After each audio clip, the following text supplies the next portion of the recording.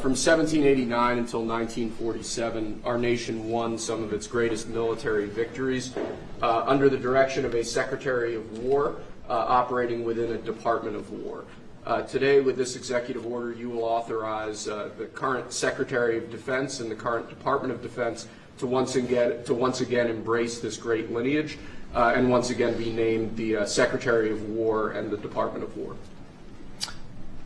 So this is something we thought long and hard about. We've been talking about it for months, Pete and I, and Dan. Dan came into the fold. By the way, a great general. He headed up the, I wouldn't call it an attack. I'd almost call that one maybe even more than an attack. What he did with Iran, you saw the success of that operation. It was perfect. In fact, this was sent to me by the great company that makes that particular B-2 bomber. And it was flawless. It was actually flawless. They flew for 37 hours back and forth, and there wasn't a bolt that was out of condition. There wasn't an engine failure. There was no problem. It was a perfect attack, and it knocked out any possible nuclear capability for Iran, which nobody wanted to see, and we weren't going to put up with. So great job, Dan. And we've been talking about this Department of War. So we won the First World War. We won the Second World War. We won everything before that and in between. And then we decided to go woke and we changed the name to Department of Defense. So we're going Department of War. And I'd like to ask our Secretary of War to say a few words. Pete Hegseth. I think it's a much more appropriate name, especially in light of where the world is right now. We have the strongest military in the world. We have the greatest equipment in the world. We have the greatest manufacturers of equipment by far. There's nobody to even compete. And you see that with this and so many other things. The Patriots are the best. Every element of the military, we make the best by far. So, Pete, I'd like to ask you and maybe Dan Raisin-Cane to say a few words, please. Mr. President, thank you. After winning a war for independence in 1789, George Washington established the War Department, and Henry Knox was his first Secretary of War. And this country won every major war after that, to include World War I and World War II. Total victory, Mr. President, as you said. Then 150 years after that, we changed the name after World War II from the Department of War to the Department of Defense in 1947. And as you pointed out, Mr. President, we haven't won a major war since, and that's not to disparage our warfighters, whether it's the Korean War, or the Vietnam War, or our generation of Iraq and Afghanistan. That's to recognize that this name change is not just about renaming, it's about restoring. Words matter. It's restoring, as you've guided us to, Mr. President, restoring the warrior ethos, restoring victory and clarity as an end state, restoring intentionality to the use of force. So at your direction, Mr. President, the War Department is going to fight decisively, not endless conflicts. It's going to fight to win, not to lose. We're going to go on offense, not just on defense. Maximum lethality, not tepid legality. Violent effect, not politically correct. We're going to raise up warriors, not just defenders. So this War Department, Mr. President, just like America, is back. Thank you for your leadership and your clarity. We're going to set the tone for this country. America first, peace through strength, brought to you by the War Department. We're back. All right, thank you very much. Very well stated, and really it has to do with winning. We should have won every war. We could have won every war, but we really chose to be very politically correct or wokey, and we just fight forever. And then we'd, win, we wouldn't lose, really. We just fight to sort of tie. We never wanted to win. Wars that every one of them we would have won easily with just a couple of little changes or a couple of little edicts. I was told that ISIS would take 5 years to win. And Dan Kane, when I told him, how long would it take? He said, I think about 4 weeks, sir. I said, what do you mean 4 weeks? I was told 5 years by the people in Washington. You know who they were, 5 years. I said, you can't do it in 4 weeks. I actually flew to Iraq to meet with him, and I met him at a big air base. And remember that famous day, right? It turned out to be a famous day for our country because you're now the head of the Joint Chiefs of Staff, which is the biggest deal. And he is because he did things that everybody said he couldn't do. So they said it was going to be 5 years, and he knocked them out in about 4 weeks total, 100%. We took over, and ISIS was gone, and pretty amazing. But we never fought to win, and now if we have to fight it all, we solved 7 wars. We have the one that I thought was going to be probably one of the easier ones, and that's with President Putin and Ukraine. And that turned out to be one that's a little bit more difficult, but the 7 are done. They were supposed to be much more difficult to solve. I solved every one of them, and we're going to get the other one done too. But it turned out to be a little bit more difficult than I thought. And it'll get done or they'll be held to pay. But because they're losing 6 to 7, it used to be 5. I used to tell you 5. Now it's almost 7. I guess 7,000 people last week. 7,813 people, young soldiers, died. Russian and Ukrainian, not American soldiers. But it's a shame, and it's just, they're human lives, and I want to see it stop. But General Kane's done a fantastic job. And again, defeated ISIS, which they said would take a long time. And it didn't take a long time at all, and did other things that people said really couldn't happen. We have the greatest equipment in the world. We have the greatest soldiers in the world. Dan, say a few words, please. Yes, sir. Thank you, Mr. President. It's a true honor for me today to represent the incredible men and women of America's joint force. Today and every day, the 2.8 million service men and women stand ready to fulfill our sacred duty to protect America at home and abroad. As the President said, America's military is the single most powerful fighting force in the world. The mission you and the Secretary have given us is clear and unambiguous: to deliver peace through overwhelming strength. And I remind everyone that the U.S. military can reach any adversary at the time and place of our choosing. Service to this nation is an incredible gift, and we're grateful and honored every day to do so. Thank you, Mr. President. Well, thank you, and it's an honor to sign this. And we will do that right now.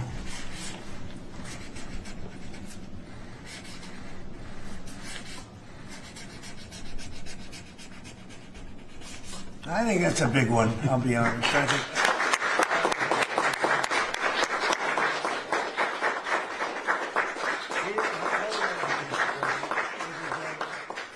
That's a big one. It's a big one, Mr. President. Do you have any questions on this subject? We're going to be discussing the G20 in a couple of minutes, but yes, please. Mr. President, what gave you the idea for this rebrand? And a question for you, the newly minted Secretary of War. What message does this send to our enemies, to our allies, to the American people? And again, what gave you the idea for this rebrand at this moment in history, sir? I think it sends a message of victory. I think it sends really a message of strength. We're very strong. We're much stronger than anyone would really understand. And again, having the great equipment, we have just so much better. You look at all of the, just any of it, submarines as an example. We're 20 years ahead of anyone else. Nobody even compares. And I let a lot of this happen in my first term. We totally rebuilt our military. And then, of course, you had that catastrophe in Afghanistan, where they gave up a lot of the equipment, but a relatively small amount, but a lot. There was a lot in Afghanistan. I think it was the most, General, I'd say it was the most embarrassing day in the history of our country, the way that happened, the way they went to the wrong airport. They should have gone to Bagram, not the local little airport with no security, with tight quarters, etc. You know what happened. I think it was the most embarrassing moment in the history of our country, frankly. That was under the Biden administration. It was terrible. And we were going to be leaving, but we were leaving with strength and dignity. We were going to keep Bagram, because Bagram's 1 hour away from where China makes its nuclear weapons. We're going to have that all to ourselves, a big, beautiful place built many years ago for money that today would be the equivalent of, many, many billions of dollars. You couldn't build it. The longest runways, the most powerful runways in terms of load capacity. And we just walked away from it. So stupid. And they were fools. The people were fools. No, we have the strongest military, and I think that indicates we have the strongest military. And we had it, and we won World War I, we won World War II, We won everything before, and as I said, we won everything in between. And we were very strong, but we never fought to win. We just didn't fight to win. We didn't lose anything, but we didn't fight to win. We could have won every one of those wars quickly, but they went a route that I think was probably politically correct, but not correct for our nation. So I think the Department of War sends a signal. Yeah, please. You alluded to this a little while ago, but you said that this rename is a, quote, a good reflection of where the world is at right now. How do you square naming it the Department of War when you've been pursuing peace in so many different parts of the world? Well, I think I've gotten peace because of the fact that we're strong. If we weren't strong, those 7 deals I told you about, the 7 wars, a majority of them wouldn't have happened. They happened for 2 reasons: trade and our strength. Those are the 2 reasons. And probably strength may be more important than trade. So if I was very proud of all those wars. Those were wars that could not be settled, and I settled all of them. And we'll get the other one settled also. That'll get settled. But without the strength, we wouldn't have settled any of them. Yeah, please. Mr. President, is it your expectation that Congress will codify this name change in the law? I don't know, but we're going to find out. But I'm not sure they have to. We're signing an executive order today, but we're going to find out. We're going to see. If they do, we're going with it, and we're going with it very strongly. There's a question as to whether or not they have to, but we'll put it before Congress. Do you know how much this rebrand will actually cost? And are there any concerns about, the Pentagon's mission of actually cutting back on spending? But not a lot. We know how to rebrand without having to go crazy. We don't have to recarve a mountain or anything. We're going to be doing it not in the most expensive. We're going to start changing the stationery as it comes due and lots of things like that. We're not going to be doing things like have been done in the past when they changed the name of forts that shouldn't have been changed. Those names of the forts should not have been changed, at least for the most part. And as you know, many of them have been changed back already. The community said we want our name back, like Fort Bragg as an example. The people in that community wanted that name back. They refused to call it anything else but Fort Bragg. So we're not going to be spending very much money on that.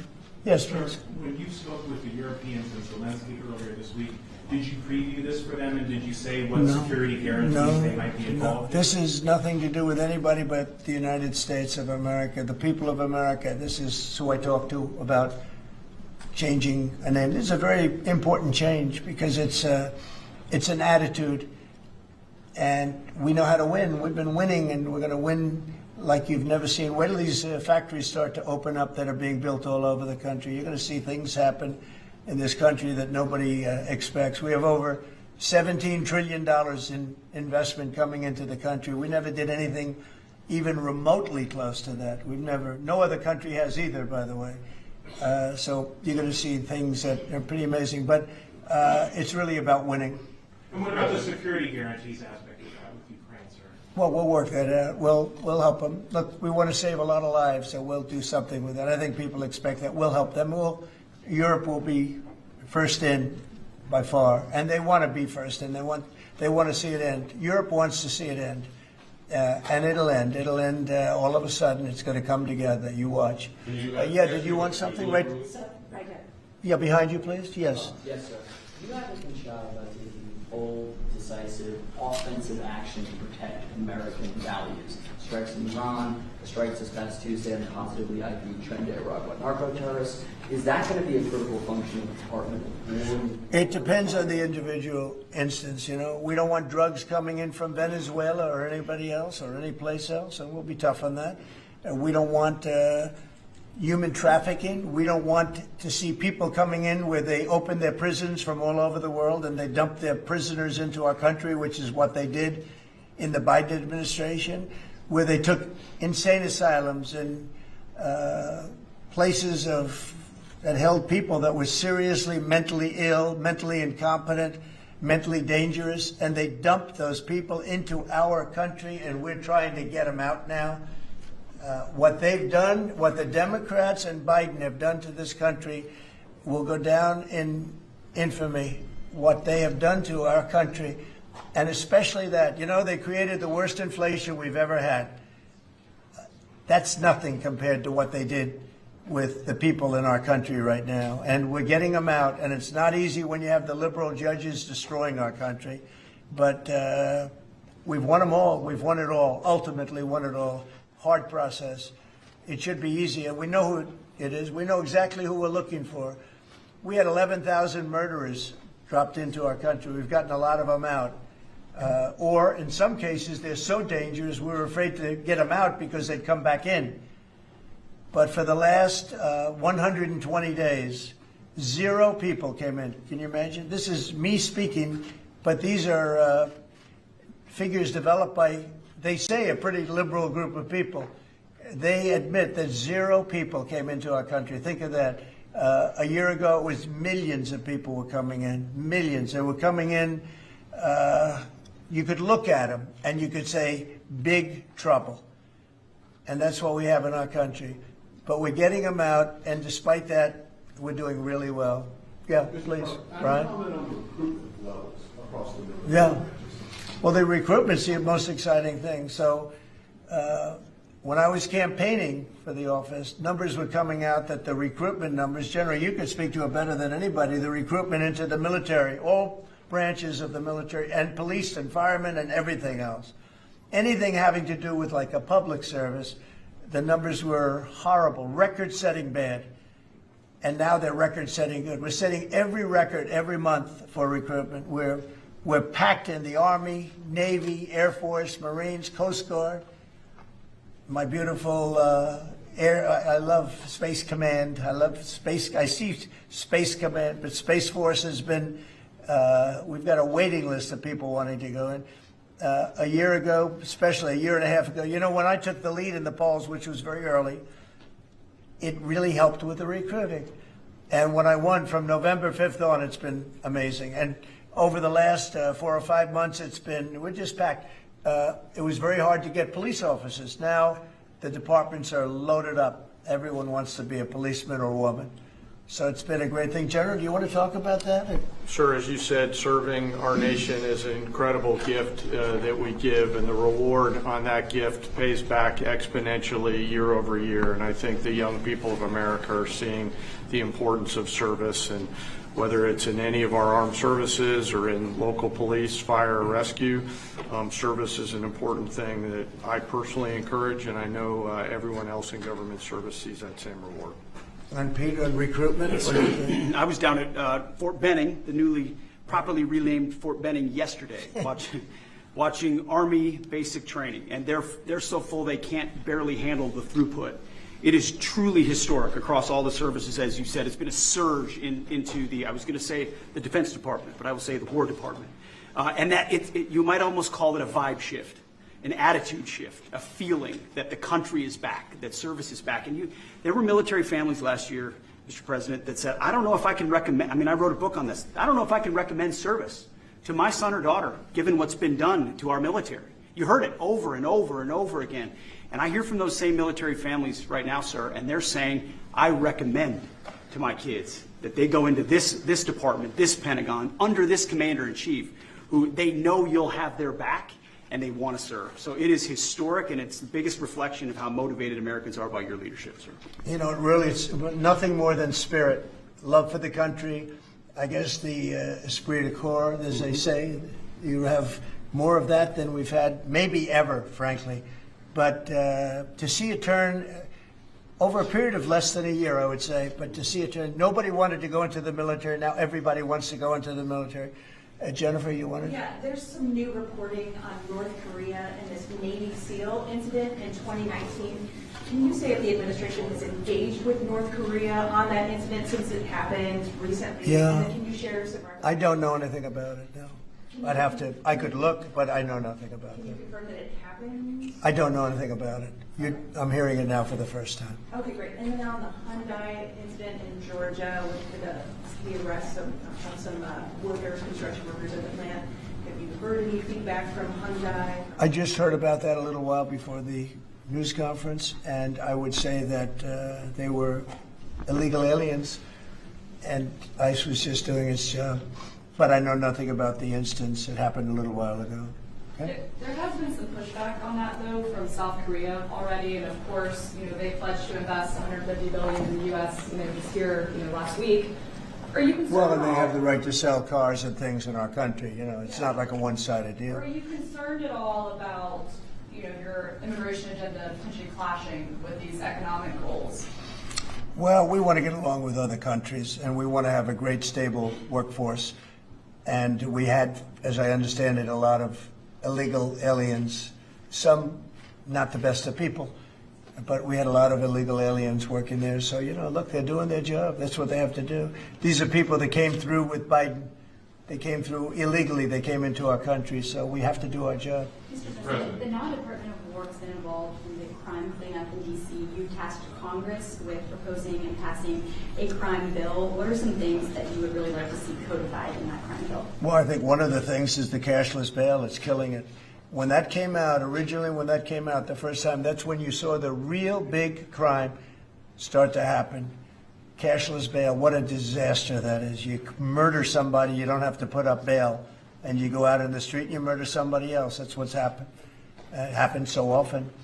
And that's one of the things. And other of the things you're reading about, it's just standard, but just a certain toughness. I have to say, one of the elements of fascination for people over the last period of time has been what's happened to D.C. So we've gone from one of the most dangerous cities in our country to what they call a safe city. It's a totally safe city. In fact, I set up dinner in Washington, D.C. next week.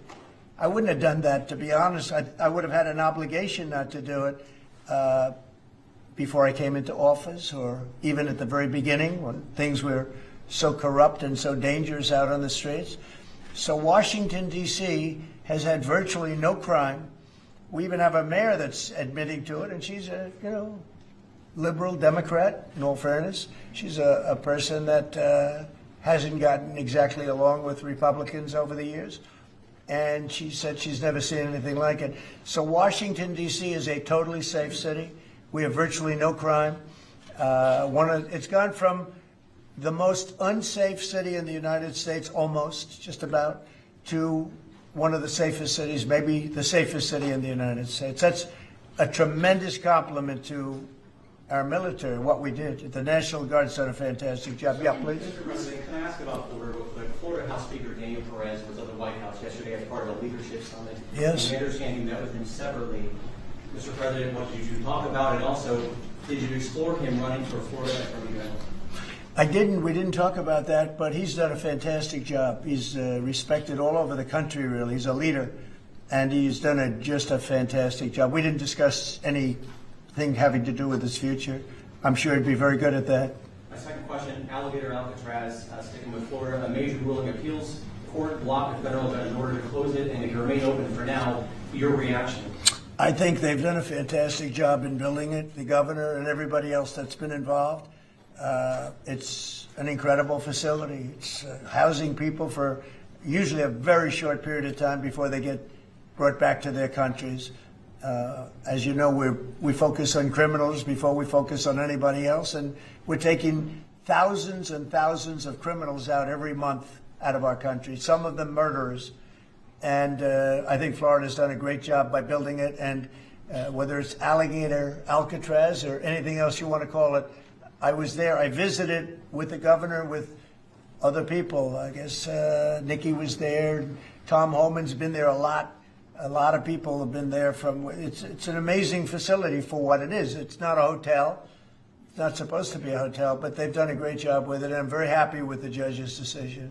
You also mentioned Venezuela. I want to ask one more follow-up question on that. On the U.S. strike on the boat tied to the Venezuelan drug cartel, the Maduro regime is pushing back today. In fact, they say the U.S. seeks regime change through military threat. Your reaction to those words, and also, would you like to see regime change in Venezuela? Well, we're not talking about that, but we are talking about the fact that you had an election which was a very strange election, to put it mildly. I'm being very nice when I say that.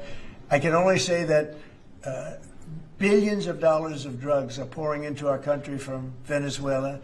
The prisons of Venezuela have been opened up to our country. They've taken their prisoners, the worst prisoners, murderers, Tren de Aragua, The worst prisoners that you can ever imagine are now happily living in the United States of America. Now, many of them we've gotten out. It's not easy to get them out because of the liberal system that we're working with in many cases, not in all cases. But millions and millions of dollars and billions of dollars of drugs are pouring out of Venezuela and other countries. Look, China, what they're doing with fentanyl is a terrible thing. It comes through Canada and it comes through Mexico, but a lot of it's coming through Venezuela. Venezuela's been a very bad actor, and we understand that. And when you look at that boat, you see the bags of whatever it is there. Those bags were, you know what those bags represent? Hundreds of thousands of dead people in the United States. That's what they represent. Yeah, please. Mr. President, your reaction to the jobs report this morning? Well, I'm going to talk about that in a minute. We have our great people here, so I'll talk that in a minute. Let's talk about this. We'll give a couple of because these two people want to get to work on the Department of War. So let's keep them first. Yeah? Mr. President, the DOJ is reportedly considering a ban on transgender people owning guns after the Minneapolis shooting. Do you think Are we talking in the military? in general? Okay, I thought you were talking about in the military. Already I'll refer to that then differently. Because it's not a military question, I'll be able to pass on that very nicely unless you'd like to talk about it. No, Pete doesn't want any part of that question. Yes, please. Mr. President, who do you blame for losing India to China? In your post earlier today in the morning, you did put that out. I don't think we have. I've been very disappointed that India would be buying so much oil, as you know, from Russia. And I let them know that. We put a very big tariff on India, 50% tariff, very high tariff. I get along very well with Modi, as you know. He's great. He was here a couple of months ago. In fact, we went to the Rose Garden, and the grass was so soaking wet.